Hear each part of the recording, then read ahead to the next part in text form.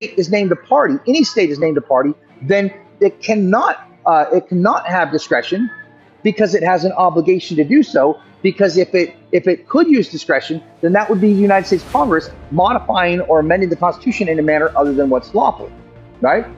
Congress can't change the Constitution; it has to go out to the people. It has to be voted on, right? And then the people have to adopt it by 3/4 of the states ratifying it, right? And until that happens, it doesn't change.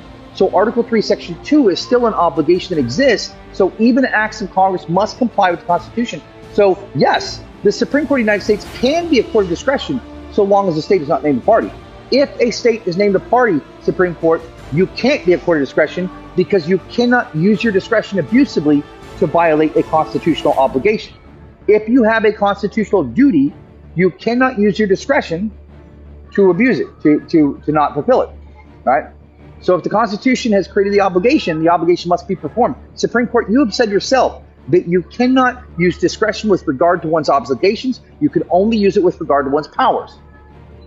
So if there's an obligation constitutionally codified and created, Supreme Court, and it assigns you as the responsible party, then you cannot use your discretion to not do it. Therefore, if the state is named a party, you have a duty to hear it first. No other court in the country. In fact, this last January Supreme Court, you also said that the difference between a claims processing rule and a jurisdictional rule is that a jurisdictional rule can never be waived and can never be forfeited. Do you remember saying that in your ruling in January? Because I remember it.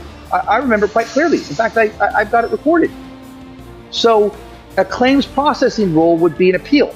You're filing a claim, you're appealing, that can be waived, that can be forfeited. But when it comes to jurisdiction, a jurisdictional rule can never be waived because the jurisdictional rule derives from statute.